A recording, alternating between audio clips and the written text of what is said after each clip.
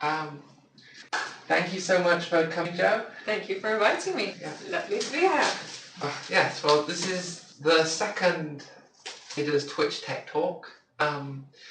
This one featuring Jo, Hooray. which is, I feel very fortunate because you are totally amazing and skilled, and you came all the way here to chat to me, so that's really nice.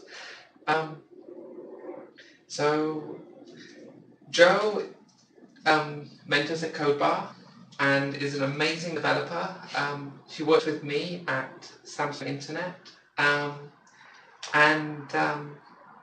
yeah, we're going to have a chat about some of the stuff you've been working on recently and what it's like to be working at Codebar. Sure. So 1 sec. Cool. So let's talk about Codebar. Excellent. So yeah, you mentor at Codebar. You've been up for quite a bit now, haven't you? Yeah. So I first discovered Codebar through other events in London. So a lot of my friends were mentoring, and they were like, "You should come to Codebar. You should come to Codebar. You should come to Codebar." And I was like, "But I'm not really good enough to be a mentor, and I don't know what I would teach, and blah blah blah." And eventually, luckily, they were persistent enough to make me actually turn up. Plus, the office that I was working in at the time was hosting, which made it sort of impossible for me to not turn up.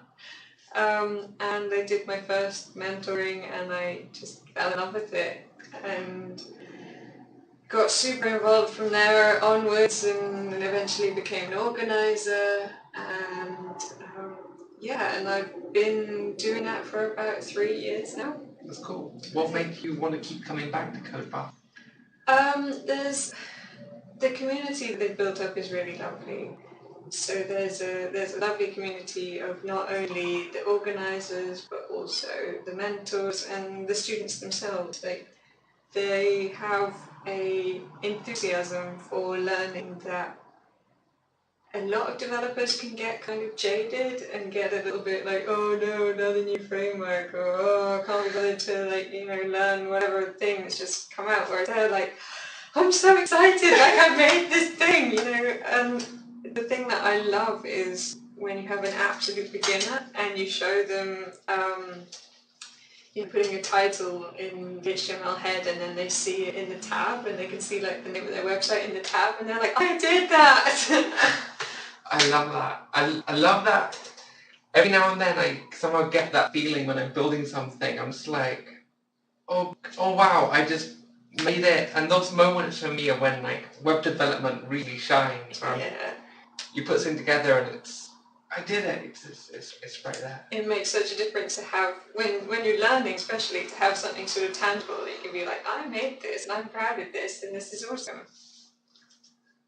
So what kind of stuff do you teach at Codebar? So Codebar itself has a whole range of tutorials. Plus, if you're lucky and you have a really out there subject, you might find a mentor has turned up who knows that particular subject. But we teach sort of, from absolute beginners to helping people get their first role in tech. So we tend to start people on HTML, unless they're seriously interested in programming or computer science, in which case we can give them a sort of, here's the basics of computer science, or they can start with Python if they want, or they can start with JavaScript. We have a lot of people who are interested in Ruby and Rails. We've got some tutorials on Android development, if that's what you want to do, and iOS. And we run, so a friend of mine runs a whole separate Android and iOS sort of branch of Codebar. Oh, that's really awesome. Yeah. What kind of level do you have to be to mentor at Codebar if that's something someone wants to do? So the thing that I always say to people is that in order to teach, you just have to have learnt the thing that you're teaching the day before the person who wants to learn it. So, I like to encourage everybody to get into mentoring. It's an amazing way to cement your own knowledge. Like if you think you know something, you don't really know it until you've taught it to somebody else. Yeah. And they've understood what you're teaching. I read an amazing thing the other day that said, in fact, it was one of the speakers at Lead Dev conference said, there's no point in having an in-depth knowledge of something if you can't share it with other people who need to know that thing. I like that. That's really nice. Yeah. Yeah, because sometimes it does feel that like we become these huge repositories of esoteric web knowledge, and if we can't spread it around, then like what's the point of us knowing it? Exactly, and there's such a skill in making that kind of thing accessible to people who, are learning it from scratch or have never heard it before. Like, we can talk about it and use all these buzzwords and confuse people, or we can make it really easy and accessible and understandable, and I think that's super important. I really like that. I really love the idea of democratizing technology, because it can be so powerful to people who don't necessarily consider themselves engineers. Absolutely. And if you can just build something and without having to go to like a super expensive web developer, and you can just potter around on the web and make something, then you've empowered yourself, which is really beautiful. That's absolutely what Codebar is about, like empowering those who haven't had the same opportunities that a lot of people have had, and sort of leveling the playing field, as it were, and allowing people to use the privilege that they've had and being able to learn to then give to the people who don't have that privilege. That's really cool. Whereabouts are the code bars? Like, where do you have to live in order to go to one? So I found out the other day, we now have 17 chapters across the world. Wow, that's really cool. So, that's pretty awesome. We opened our most recent one in Oslo last week. So if you're in Oslo, then check out Codebar in Oslo. The one that I run is the Central London workshop, which is every Wednesday evening. Okay. In a different office in Central London. So not only do you get to learn cool stuff, but you get to have a nose around all the tech offices in Central London. Oh, that's really nice. So different tech offices host Codebar each week. Yeah. Oh, that's fantastic. Yeah, so we've seen the insides of a lot of really awesome offices. That's really cool. What's been your favourite office you've seen so far? Oh, that's a difficult question. We went to the Moo offices a couple of weeks ago, and their offices are so cool. Oh. Like, just really beautiful sort of layout of the office, and it was Pride, so they had a huge, rainbow paper, corridor all the way down the office. I love it. That's amazing. Yes. Do you ever get office envy from going? Oh my god! I mean, yes, obviously. And the Twitter offices have a Dalek. Yeah, I love the Twitter offices. They're really nice. I like the Facebook ones as well. They're really good. Yeah. I was there the other day, and they have a bus full of sweets. It's just okay, if I was there, I would weigh a lot. Yeah, that's one thing I always get scared of. When I'm like, oh yeah, we have a kitchen, but just come help yourself. Snacks are just for the developers. I'm like, no. Oh, that's really cool. Yeah, and we also have the South and West London branches, which run every 2 weeks, I believe. So if you're not in Central London, you can check those out. And then we also have Codebar in Brighton, and one in Oxford, and there's one in Kent now as well. I believe they just started one in Glasgow, and there might be one in Edinburgh too. Check out codebar.io for a list of all of the branches. There's one in New York as well. Cool. We do a lot of advocacy out of West London. Where's the West London one often happen?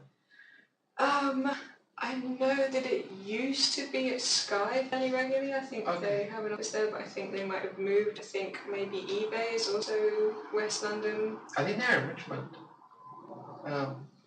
That's good to know. Maybe I should get involved. Yeah, you should. I'm often in West London. I know our colleague Peter has gone to a few. Oh, cool, yeah. Peter's even more west than I am. The most west. So the Something Internet team generally is based out of West London. So if you want us to come speak at an event in West London, let us know, because it's actually super convenient for us to get to. And we're probably more likely to say yes than... Although East London isn't out the books either, we've got some people out there. Cool. So what do you like to teach most at Codebar?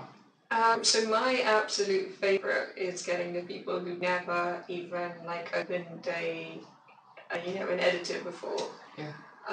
Because I'm quite opinionated on what good HTML and good CSS is, and I get upset if somebody starts them off on the wrong path. So I really like to build up that strong foundation and a strong understanding of like good semantic markup and writing accessible markup and keeping your CSS neat and not too nested and all of that. And I also just love that excitement of like building their first ever web page with them. Like, there's nothing better than that. I love that you like go out of way to teach HTML. Like I feel not enough people learn HTML. They kind of just absorb it as they're doing JavaScript. Absolutely. And like I've been doing web development for years now. Oh really? And I'm still learning like new bits of HTML all the time. Like I recently learned about like the DD and DT HTML tags, and they're really awesome. And like how to semantically use like sections and headers to properly lay out a page, and it's super valuable. And it's just something I realized I've been doing wrong for basically my whole tech career. Much to my chagrin. It's one of the things that I've definitely noticed teaching. Like, the HTML5 elements came out and I was like, hey, this is awesome, I'm going to use them for everything. And then I was chatting to a student and I was like, why don't we look up a section and what a section is supposed to be used for? And as I was reading, it was like, a section should always have a heading. And I was like, oh, I haven't been doing that. Yeah, because you just look at it and be like, oh, I can guess by the name what this does. And you don't look how to use it semantically. Yeah. Or at least like correctly semantically. But then that is also super important for the student to see that their mentor is A, fallible, B, makes mistakes, and C, still learning. Is still learning, yeah. And not only that, but you're teaching them how to find the resources that they need. Like, that's a super important part of coding, and also a super important point for the people who are like, I'm not ready to mentor yet. It's like, if you know how to use Stack Overflow, then you're ready to show someone else how to use Stack Overflow. I do feel that's the first skill like any developer needs. Like no matter what your language, what your platform is, learn to Google your problem. And if you can find your problem, then you can solve it. And I know we joke that like, oh yeah, like 90% of development is copy-pasting Stack Overflow, but 90% of development is copy-pasting Stack Overflow. Yeah. And then at least until you really get to grips with what the technology you're using. I mean, okay, this is definitely going to expose my age now, but I first started developing HTML by going view source on websites and copying chunks of JavaScript. So if there's some kind of widget which stuck with the page as it scrolled, this is like before position fixed was a thing, I would just copy and paste this chunk of HTML and JavaScript and paste it into my own web pages and be like, look, I made a thing. That's absolutely how I learned. This is going to be revealing my age as well. Do you remember the CSS Zen Garden? Yeah, that was so pretty. Yeah. So I used to just copy and paste like large chunks of CSS from CSS Zen Garden into my own site and be like, when I started out, I had no idea what most of it did, and then by like deleting bits and changing bits. I can see if the CSS Zen Garden is still around, and if it is, we can show it to people. Someone was suggesting to me that I make a grid version of it when I did my grid. Oh, I like that, because you could relay out a whole... Oh my god, it's still here. So that's... So yeah, it's the same page laid out using different style sheets to remake it, which is really nice and really clever. And I'm so happy CSS Zen Garden is still a thing. Yeah, The idea was when it first came out that people could showcase really what you could do with CSS, because that was the whole power of it, that you are now entirely separating your styles from your markup, and you're able to just swap out a style sheet and completely change the way the page looked, but the information was all still there and all still nicely accessible and readable. What you mentioned with CSS Grid is actually really interesting, because I love doing that for responsive design and having elements put into grid areas, and then my responsive design changes my grid and the whole page relays out like wherever I want. So as long as I don't change the order, because that will break accessibility, I can totally change the look and appearance of the page using CSS Grid, and it's on different sizes. I don't know if you saw the specs for Subgrid are like nearly ready. Oh, that makes me really happy. Subgrid looks really cool. Yeah, I'm super excited about that. So Subgrid is being able to have elements inside your grid elements also aligned to the grid that their parent is in. That's right. I saw a nice trick the other day. So if you position absolute something in a grid, but don't give it like a top or a left, then it will stay in place, but then that grid slot will be empty for other stuff to go into. And it kind of acts like it's being raised out into a second grid on top. And that was like a pretty neat trick. So yeah. Although, like, I know you're going to probably end up with elements stacked on top of each other, but I'm sure, like, there's going to be some clever usage for that. Yeah, then you could get some nice, like, transitions going on and all kinds of things, and resizing, having that. Ooh, yeah. Like, I'm really excited by CSS custom properties and CSS grid, not because of, like, what they are right now. I mean, okay, that is also super exciting just for what they are, but like just imagining the possibility for cool patterns and workflows you can get by utilizing these new technologies, which are still, like, as a development community, we're still getting to grips with. But I mean, they're powerful enough on their own that you can just use them as they're meant to be used, like, already. So yeah, like, definitely, if you're not already playing with CSS Grid, it's got really wide support right now. I'll open up. Can I use CSS Grid? And the nice thing about it, even if you are supporting people who don't use it, we can still use @support and have a nice fallback. Yeah, my support is really high right now. Like, it's 88%, and yeah, you can have some really great fallbacks. You did a blog post about Flexbox fallbacks with CSS Grid, right? Yeah, so I can't remember whether it was in the blog post or it was in the talk that I gave. So if you use @support, you can check whether grid is supported by the browser that you're using, and then if it's not, you can use Flexbox, or you can use Floats, or you can use whatever layout it is that you feel works for the layout that you've got. Yeah, I can't find it on a Dev Hub, but if you can't remember the link right now, I'll tweet it out later. If you search for common CSS layout, it's common web layouts in Grid or something like that, it should just come up. There it is. Great. Good SEO. Thank you. So yeah, this article by Jo has some great examples of laying out a page, like common layout which we use today, but laying them out with grid with sensible fallbacks. So really good article.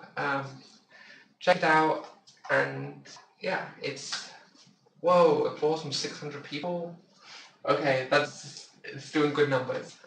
Yeah, It's got a load of code examples in there, and I actually find myself going back to it occasionally when I'm making grid and just taking bits of my own code. I do that all the time. Like, I'll get really excited to write a blog post about something, and then I'll use it as my main resource for copying and pasting code for the next few months. Great. I see Dan's just pasted a link to that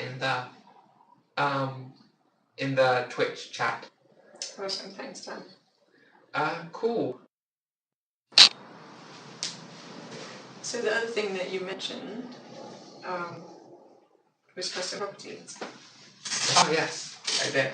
They're a personal favourite of mine right now. I keep discovering lots of cool new patterns you can do with them.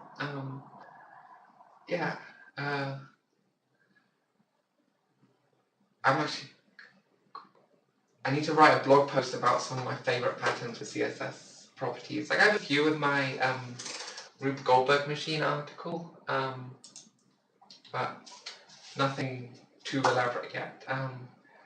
The talk I gave at Delta V, which was a conference which you ran, you helped run. Not .io. Wait, is there something you're not telling us? This talk here, I gave a few tips about what I like doing with CSS grid. No, with custom properties in the talk. Okay, wow. Thank you for the lovely introduction. You can watch it later if you want, but yeah, we could just talk about it now. Were you going to say something about them? Oh, well, I was going to ask you to explain what custom properties were before we talk about how we use them. That's a really good point. Okay, so CSS custom properties are super awesome. So they allow you to write your own CSS properties to store values in. So they look kind of like, actually I should just type them out, shouldn't I? Let's just do an example. Project.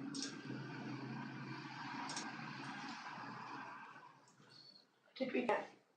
Orange cent. Cent like the money, not cent like cent things. So if we go, so if we set a CSS variable in the root, see, this is a keyboard I only use for gaming, and it doesn't have the letters printed on it. This is like coding in hard mode. Right. But it is beautiful. So yeah, the idea I got it to force me to learn how to touch type. So I can still see the keys if I lean back, but like generally I can't. So yeah, if we do, just call it color. I can't spell color correctly. Oh yeah, sure. You can't see what I'm typing. Oh yeah, you can. Good. Color. So red, and I can go body, background is bar, color. So the important thing here is that in order to create this custom property, it has to have the double dash on the front. That's what is in the specification for a custom property. Or you might have heard them called CSS variables. Yes.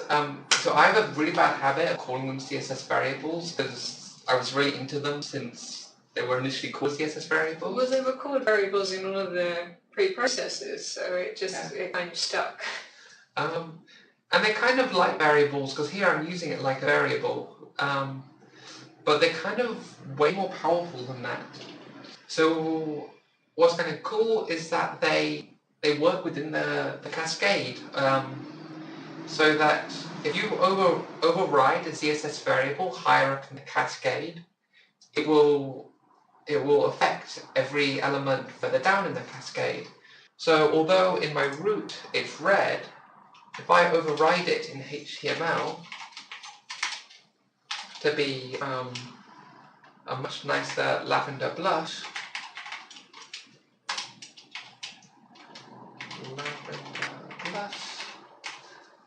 then did I spell lavender blush correctly? I have no idea. Oh no, I think HTML is root. So root is... Oh yeah. Root is HTML. It's essentially HTML. Yeah. So yeah, if I put this in... Maybe do it in the body? Yeah, let's put it in body. Oh, you've already got the body. Okay, let's just put this on H1. There we go. Oh, this is going to be beautiful.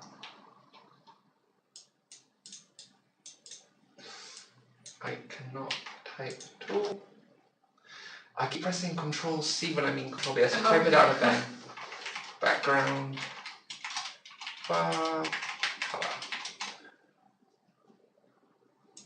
So yeah, it's inheriting it from body instead of from the root. Which is like the HTML. What was I going to say? Go back to your code again. I can't remember what I was going to say now. Yes, I remember what I was going to say. The other nice thing about them, unlike your pre-processed variables, they are,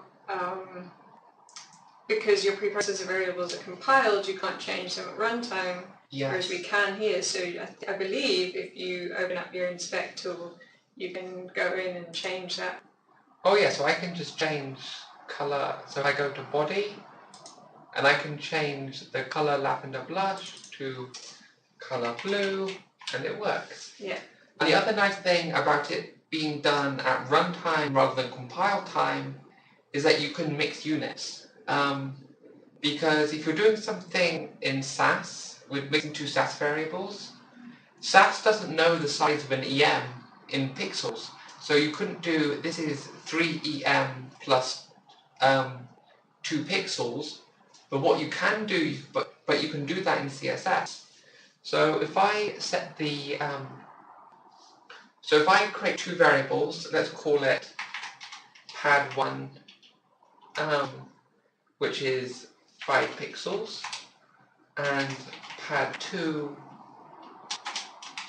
which is 3 EM, and then I can, on my H1,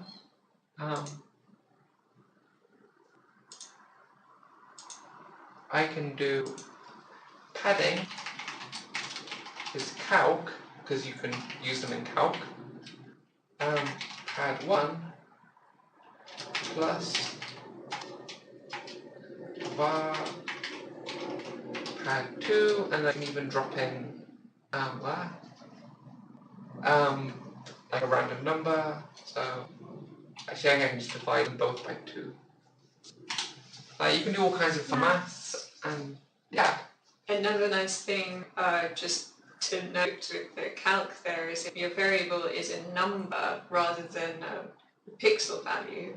So for example, if it's like 20 because you've got it from some JavaScript calculation, you can then use calc, so you can do times 1px. And then you can use that number. I love that. Padding. So you can assign it a unit by timing it by unit number. That's really nice. That's a cool thing to do. It'd be really nice if we could animate these using CSS animations or the Web Animation API, which is fortunately which allow you to like tween any CSS property, and these are CSS properties. Unfortunately, right now, the browser doesn't know enough information about the CSS variables to be able to animate them. So it doesn't know if it's length or a color or an angle. It just treats it as a string. So there's a cool API coming through Houdini called typed.om. Is that right? So they're calling it like the CSS OM. And yeah, it's why is my brain blanking on the specific API name? It's CSS all in capital letters dot register property. No. I was thinking of the name of the actual. It's not custom properties, is it? It's something else. I was going to search for is Houdini ready yet, and there's the whole Registered properties, that's what I was looking for. Oh yeah. Yeah, so you can use css.registerProperty to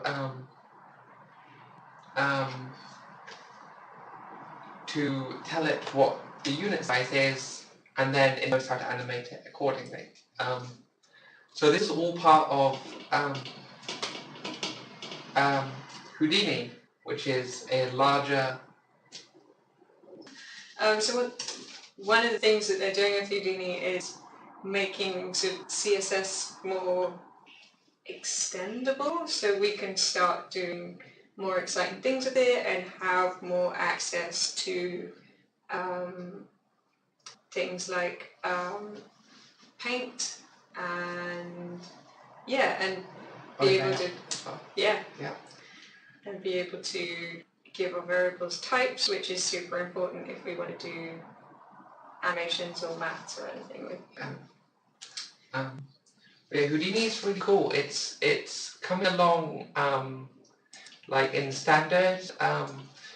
So is Houdini...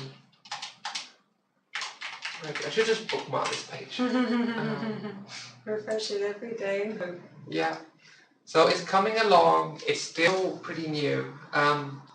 So a few of the specs are in a working draft. And we have a couple which are implemented in Chrome. Yeah. Are we able to show a Chrome window? Sorry, I can't stream from Chrome. Well, we can sort of show the code of the example, and then I can show what it actually looks like on here. Good idea. Is it on Glitch? It is on Glitch. If you go to paint-rainbow. Nice. Paint rainbows, sorry. Drop me, but you'll want to edit it so you can see the code. Rainbows? Yeah.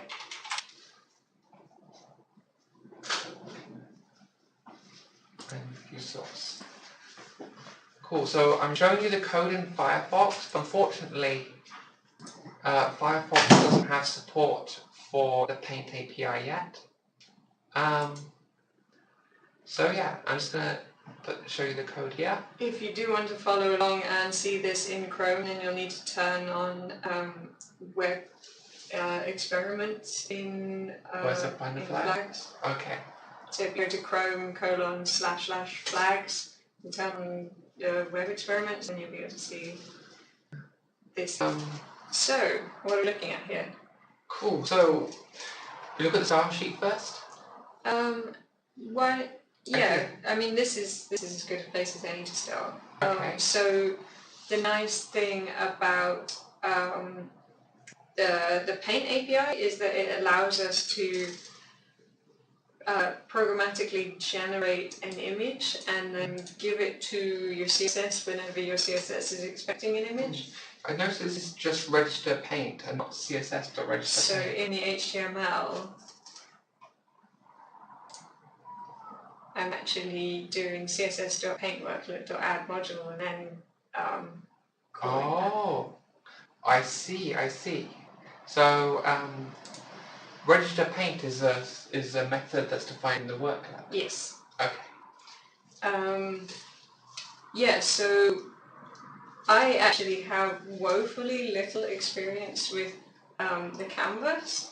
I really got into SVG and I never really got into canvas. So the nice thing about this is it allows you to create images in the way that you would with the canvas. So you use CTX and you can create shapes like you would in the canvas and then pass it back to your CSS whenever your CSS might expect an image. So whenever you see like URL brackets, you can give it this instead. Oh, fantastic.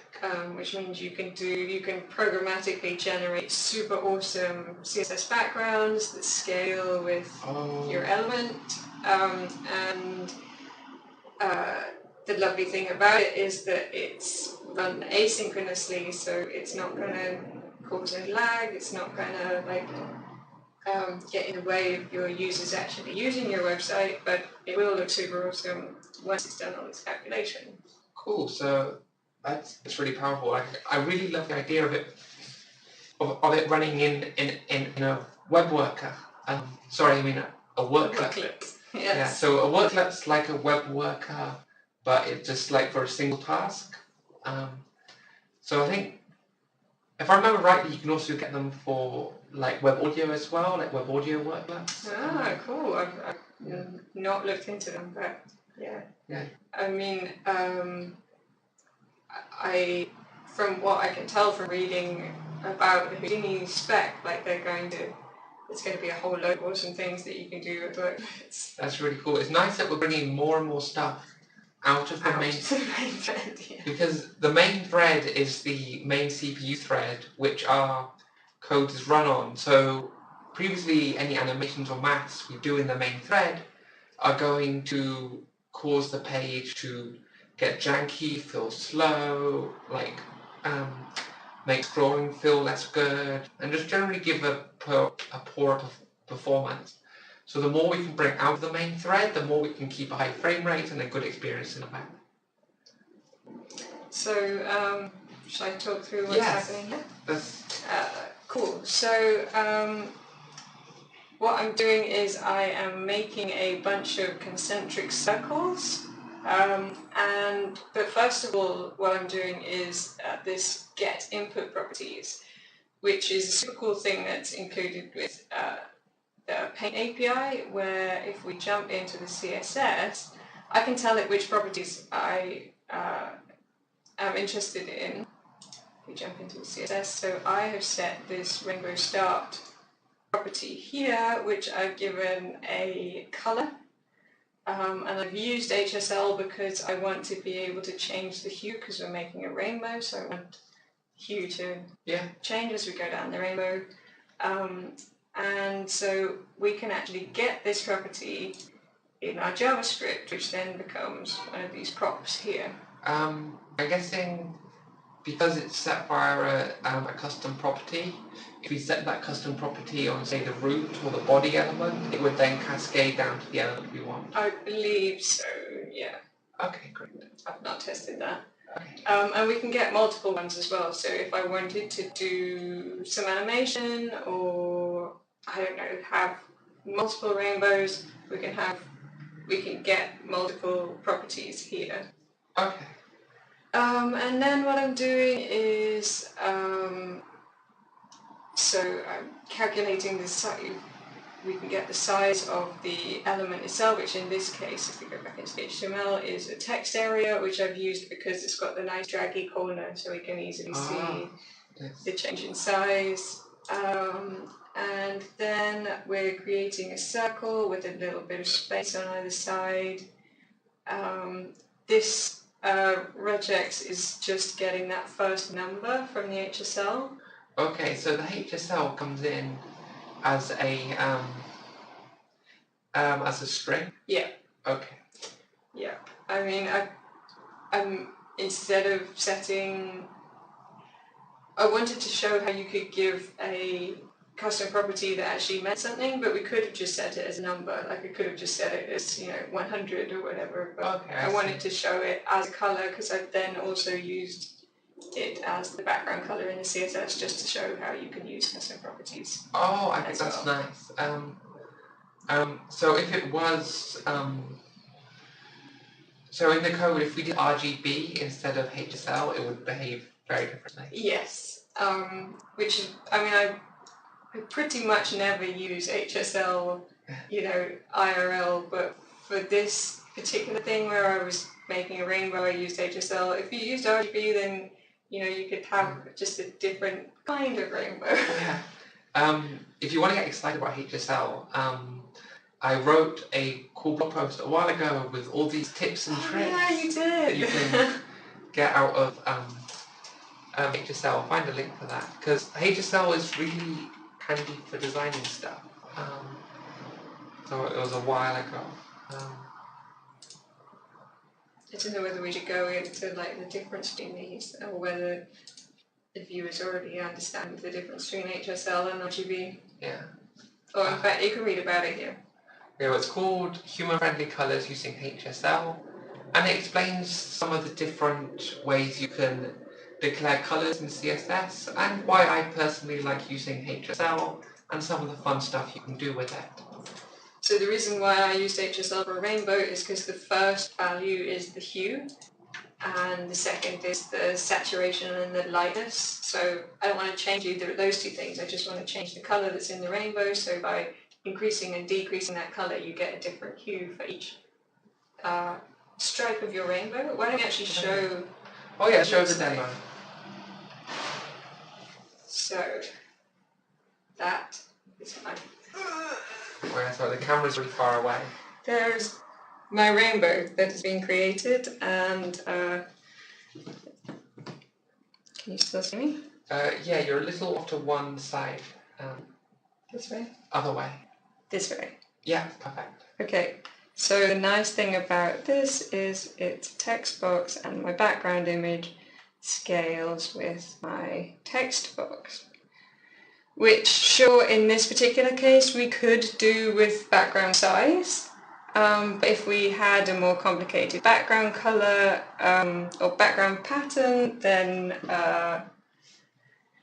the scaling comes into its own there. And then in my example, can you see me again? I can change the color of my rainbow and we get a whole new rainbow just by changing one number in our CSS, which we could do with... Oh, that's so cool. An input, or, you know, there's a whole load of different things that you could do there. And then... I'm going to paste a link to that demo. Oh yeah, great. So you have to turn on the experiments flag in Chrome to test this. Experimental features, sorry. Turn on experimental features in Chrome. So as you can see in Firefox, it doesn't work. Sad times. It'll work soon, eventually, I hope. So yeah, there's the link if you want to try it out. So I'm guessing the workload gets run every frame. Yes. So if you wanted to, could you show a different set of colors on each frame to do like some kind of animation? Exactly. And a very kind soul on Twitter saw my demo and got excited about it and has done pretty much exactly. Ian Kilpatrick, BF Geek on Twitter, has made a animation. And now I've not used web animations before, but I know you, Ada, have quite a lot of experience with web animations. You've made some seriously awesome things. So I don't know if you want to go to his pen maybe and explain what he's done there. Yeah, do you want to point it at the camera? So. Yeah, because I mean this animation is worth seeing just because it's awesome. We all now hypnotize you, and you will listen to Ada Switch Tech Talks every week. Yes, please do listen, because like it's a pain in the ass to set up. So this isn't animating it in the worklet, it's animating it using web animation. Yeah. Okay, that's cool. So what's the URL? Okay, can you paste that to me somewhere? Yes, I can. Yeah, do you want to tweet it at me and I'll... Sure.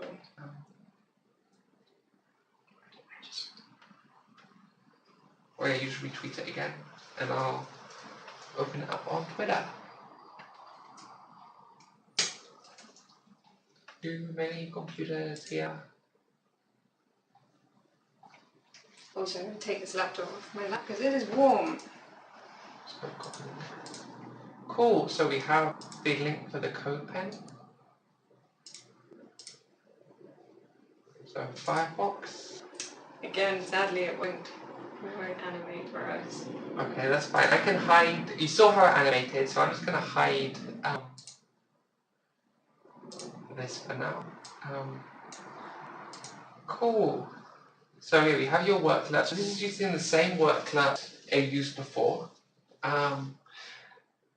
So instead of changing the worklet, what it's done is that it has...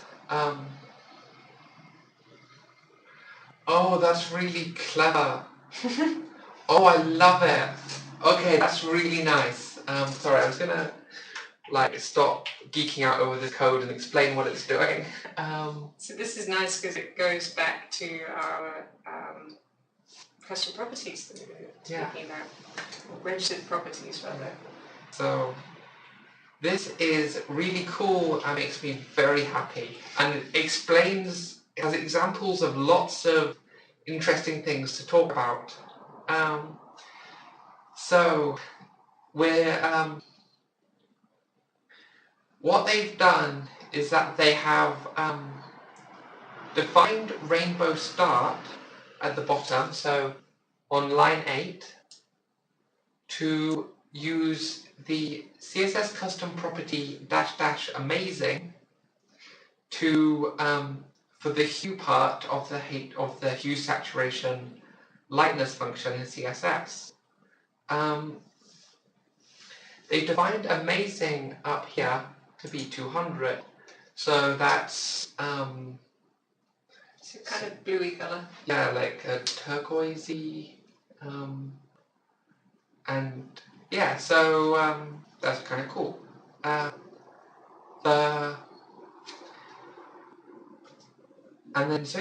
It's defined up here to be 200, and then we're using it in the definition of rainbow start here. And as you remember from Joe's explanation, rainbow start is imported as a string into the paint worklet which she wrote. So if we change the value of amazing, the start hue of rainbow start will change.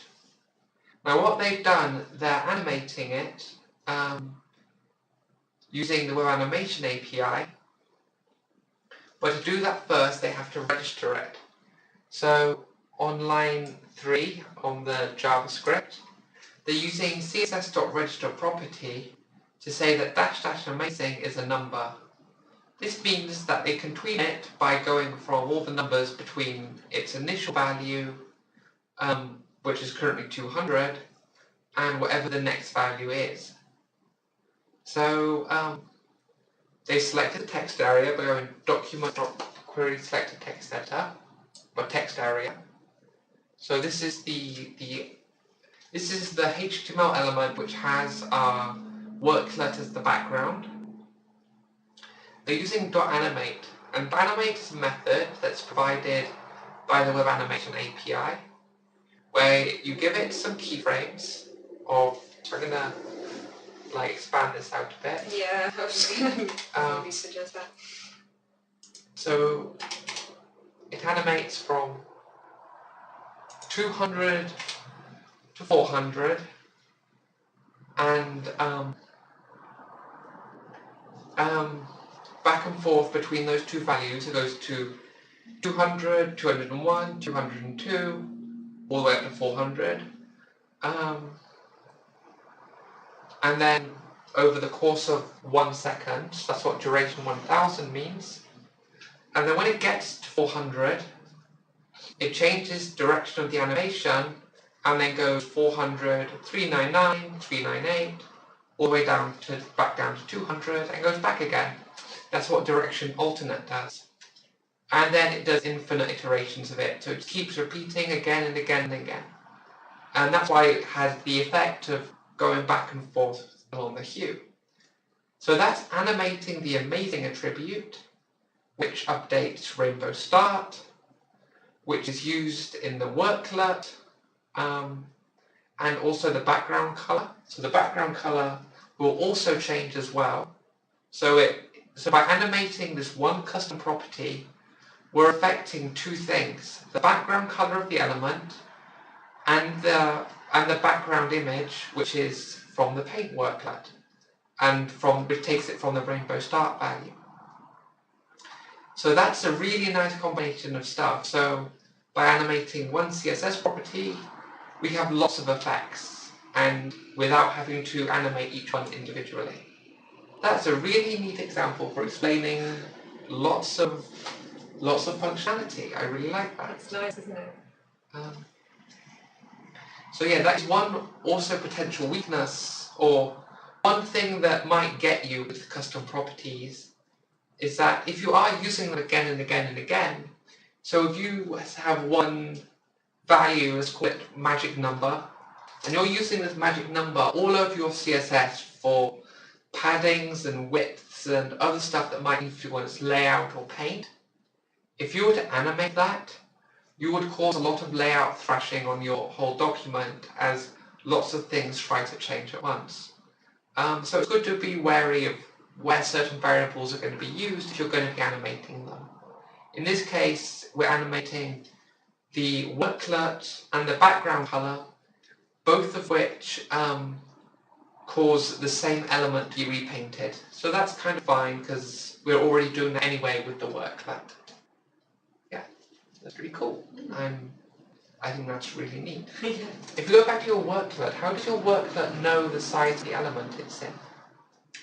So you scroll back up. So we get, as part of the paint, we get this size argument, which we can then use to get the width and height. So it actually gets that from the text area. Yeah. That's really cool. Yeah. I like that it gives you a context as well. But this gives me the urge to do something really, really naughty. So 3JS has a canvas renderer. I'm wondering if I could import 3JS into an animation worklet and render 3D models into HTML. Yeah. Yes. I mean, I want to see that happen. Okay, I think that might be my next project when I have some free time, or if someone else gets a chance to try that out, please do, because that sounds like a really, really cool idea. I feel like my next project is learning Canvas. I feel like I'm sort of stepping back in time because I just, even doing this, I was like, oh, Canvas is actually kind of cool. Canvas is fantastic. So it's Canvas that actually got me interested in graphics engineering, because that's my background is to be a PlayStation developer, and I've did computer graphics as part of my degree at university. But what got me into that is the Canvas when it came out, and I saw that I can draw any art. So when I saw that I could draw any arbitrary element into Canvas, what it made me want to do is draw 3D stuff. So one of my very early web projects was writing a 3D render engine in Canvas. Wow. And literally the week I finished it, the first version of 3.js got released, and I was like, oh well then, I'll put that aside. Okay, fine. Because 3.js is amazing and really good, and Canvas is really fun and really exciting, and it makes me think that workers are probably a more efficient way to do Canvas animation because it brings it out of the main thread. Yeah. And doing Canvas stuff in the main thread can get really expensive and really slow down your site quite a lot, because depending on the size of your canvas, you're iterating over millions of pixels if you have a big canvas. So. But then I guess you need to think about what it is. I mean, if you're making a game or something in the canvas, then yeah, you need to think about what order things need to be done in and whether or not, they are actually asynchronous or not. Yeah, that's true. Yeah. So this is super exciting. Thank you so much for showing it to me. No problem. I will make rainbows for you any day. Well, it's Pride this weekend, so I think that's just in time. Oh, yes. So yeah, I really want to have a go at making some worklets, and I think this could be really interesting for allowing developers to experiment with standards, because CSS standards, they're moving faster than ever before, but they're still moving pretty slowly, and giving developers a way to be like, yeah, if you want to get your fingers dirty, you can really dig into the under bits of the of the painting and layout and parts of CSS, and if you want a new layout function, instead of proposing it and waiting for it to be built into browsers, you can write your own layout or create your own CSS effects using the Paint API, and I think that's really exciting. And the hope there then is that you don't have to worry about browser support because it's what you write. Yeah, it's going to be really great when this reaches the level support, say CSS Grid has, and it's supported across the majority of popular browsers. But don't let that stop you from playing with it today, because absolutely, like what you build today should work everywhere tomorrow. Well, not literally tomorrow, but in the future.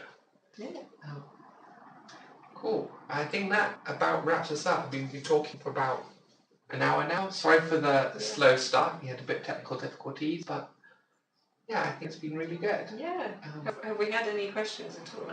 Oh shoot, we actually did have some questions. We had a question on Twitter about Codebar, which I saw earlier. So yeah.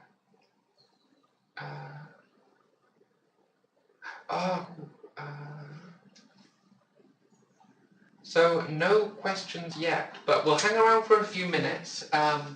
Tweet at lady_ada_king at the moment with any questions you have, and I'll answer them now. In the meantime, you've got a question. I have a question from Manuel, who says, I imagine you occasionally form mentoring relationships with students that go beyond the Codebar workshops. I guess that is the question. Yes, I absolutely do. When you're working that closely with a student, that you quite often, let's try and answer this question in a way that actually answers the question. We run the workshops weekly, and it's not certain that you will always get the same tutor, but you can ask to have the same tutor if you want to. So if you're working on a particular project or there's a particular thing that you're stuck on, it means that tutor can sort of work through a series of weeks with you, and if you're keen, you can do work in the week between and then come back and be like, I got stuck on this thing, how do I get past this? And that's really nice. It means that you become a mentor to your student in more than just that 2-hour slot. You become a mentor to them, as part of their sort of career development. And wow. We have a Slack channel as well as the weekly workshops, so they can ask us questions during the week. And you end up talking to them not only about code, but about their career and, helping them out with their CVs. And, when you go from, here's your first ever HTML element, and look, you put a title in your tab, to you've now got your first ever job in tech and you're starting as a junior, like, of course you become friends with them, and like you wish them the absolute best. So I have a lot of Codebar students that I stay in touch with who will, send me the odd question on Slack every so often, and it reaches around the world. One of my students who used to live in the UK has now had to move back home to Russia, but I still stay in contact with her on Slack, and she's in quite a remote area, so there's not many people she can ask questions to, so it's super important to have that that ability to reach all of us. And I think that's really lovely. It must be so fulfilling to see someone go from like taking their first steps with any programming language to seeing them happy in a career in tech. I mean, it is it's the absolute best. Like, I can't recommend it enough. I've had students come up to me and say, like, you are the reason why I got this job in tech, and it's like, I get a little bit choked up. Oh, that is so nice and so special. I mean, it's great to see people helping people like get started in this career. I mean, it's like, I love doing tech. I couldn't imagine my life outside of doing web development. So I'm glad that it lowers the bar for entry to people to let people have a go who otherwise wouldn't be able to. Yeah, and just lovely to be able to like share your enthusiasm with them. Yeah, there's definitely one thing I've got a lot of for the web. Like, you definitely do. It's the one thing which, like, whenever I give a talk at a conference, the piece of feedback I get, it's not like, oh, you were a really articulate speaker, or like, oh yeah, like I really like this demo. No, it's you're really enthusiastic. So, I mean, that's better than like, God, could you just ramp it up a bit? yeah. And there's another question. Students seem like they would be very new to teach. If that's right, what is your approach to mentoring them, and is there a path that you could take and resources that you use? It's my personal preference to start people on HTML, just because it's closer to things that they might have used in other walks of life. So you can explain an HTML document using a Word document. You know, people have seen paragraphs, they've seen headings, they've seen italic and laying out things and putting space between paragraphs. So you can build up their understanding of HTML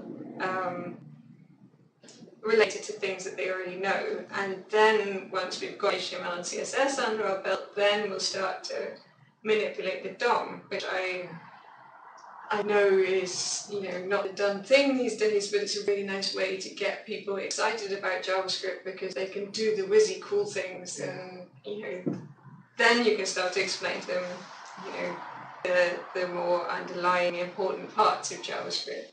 That's my personal preference. I know a lot of other people prefer to start with an overlying, this is computer science, and but I tend to, I've seen students' eyes sort of gloss over occasionally. It's such a huge, really wide field that I think, like, if you do a broad approach, like, it's just, you can't build anything because you don't have enough. Yeah, I mean, you need to be, a university student and studying computer science to be the kind of person that wants to sit and listen to that. Yeah. Most people just want to start typing and actually make some things. And I think that's that's the best thing that you can do for a beginner, like give them something to make. Yeah, that's actually one of the things I really like about A-Frame, because you can get so far using only HTML. Oh yeah, so explain. A-Frame is a custom element wrapper for 3.js, which allows you to write 3D applications using HTML tags. And the really nice thing about that is that I can take anyone, no matter their background, I can be like, so A-box gives you a box you can place in the scene around you, and even though it's actually doing some really difficult, complex stuff under the hood, the actual stuff they need to care about is very small.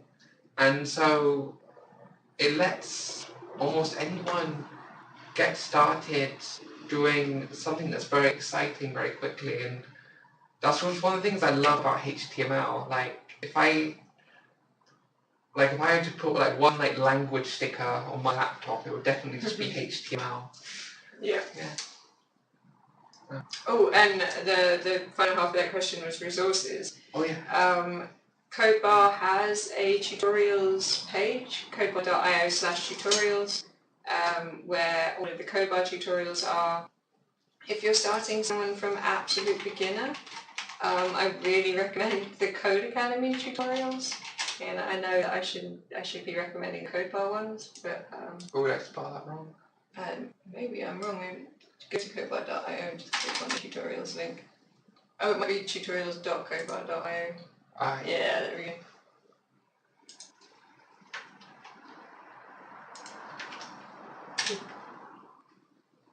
And these are the ones that we teach.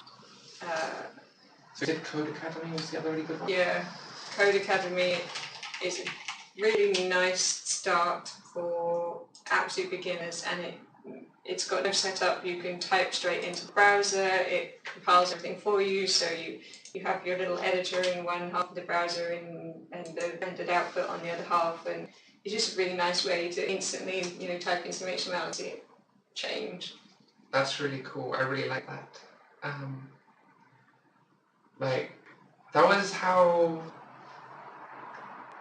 like, that was pretty much how I got started. I used W3 Schools with their Try It Now editor. I mean, like, I know it's not like the coolest thing ever, but there's a lot of hate for W3 Schools, but it's good for what it's good for. yeah, like, but just getting started, like, for me, that was fantastic. I mean, Yeah.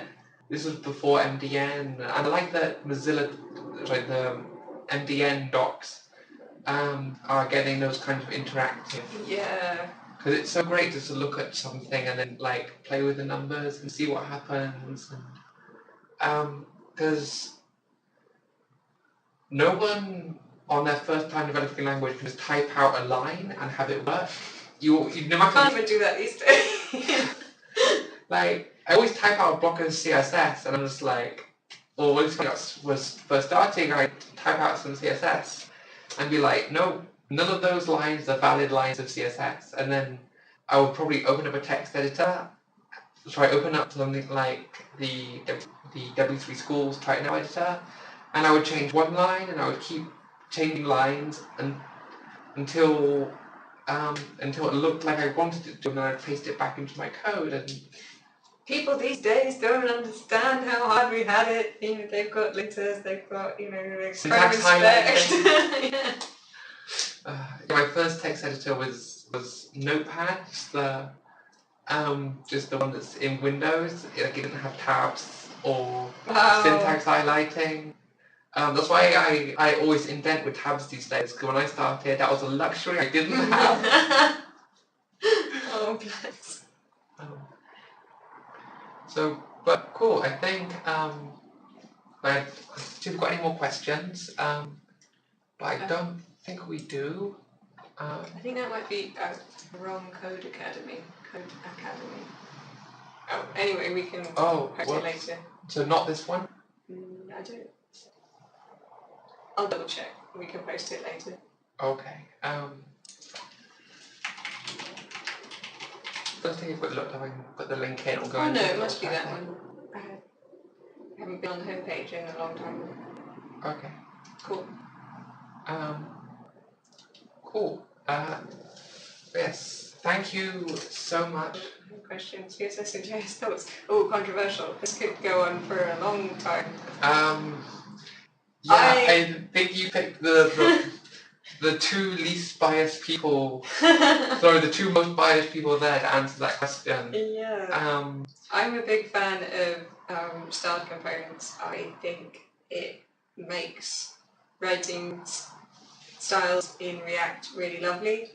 I don't think it is necessary for everything, but I think if you're doing React, it's a really good way to go check out style components. Yeah, like I write CSS in my JavaScript files when I'm writing web components. So if I'm using web components out the box, then I will. If I'm writing web components, then I will just have a style tag inside my element definition, which will probably be a template element in the JavaScript file. But as a rule, I like having CSS and CSS files. So if my style tag in my custom element is getting really long, I will probably export it to an external style sheet, and I will use a link style sheet to bring it into the element. Generally, I try to keep declarative stuff in a declarative location.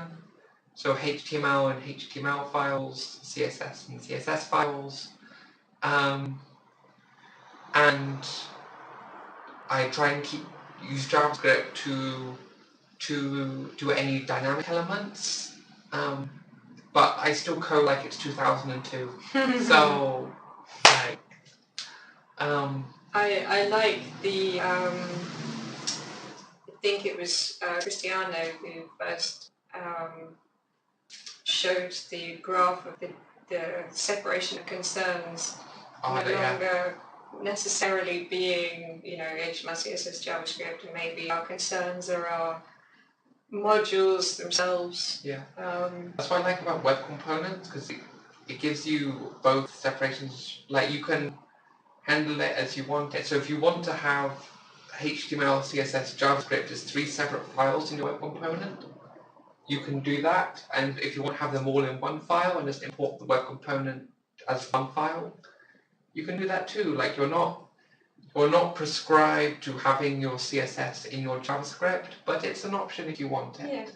I think with all of these things, it's, choose the tool that works the best for the thing that you're building. And if you're building a very modular thing and the modules have to absolutely be plug and play, and maybe for that scenario, having your HTML, CSS and your JavaScript all in that one module makes absolute sense, and definitely go for it. And if you are going for it, then styled components is the way to go.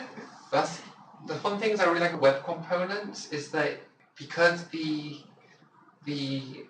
styles within the element, even if they're brought in via a link tag, are entirely encapsulated to the custom element itself.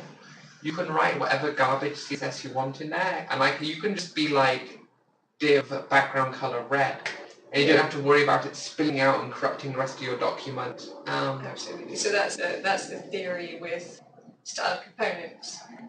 You create a button and you put all your styles in that button, and that we don't even need to write classes anymore because there's only the one button in that component, so it's fine. And it's just like a nice, neat way to work, and then you often end up with effectively lots of little style sheets or just style elements in your component, and they care about only the bits they need to care about, and then your global style sheet will probably just have a little bit of layout stuff with CSS grid, some stuff for responsive design, and some CSS custom properties for styling the custom elements throughout your document. Yeah. Or like theming. Theming. Yeah, custom elements work really well for theming. It's just a nice thing to do. Scroll Snap. I am excited about Scroll Snap. I haven't done any testing at all or anything with it yet, but yes, excited. I'm sorry, that's not a particularly useful answer. Yeah, there's so many nice pages where, it's nice to have pages on a scroll. Like, if you're going to use Scroll Snap to make a carousel, don't, because carousels are garbage.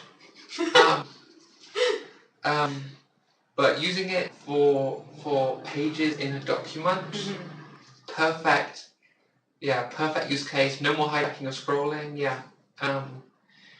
You don't have to set any weird listeners or anything. You can just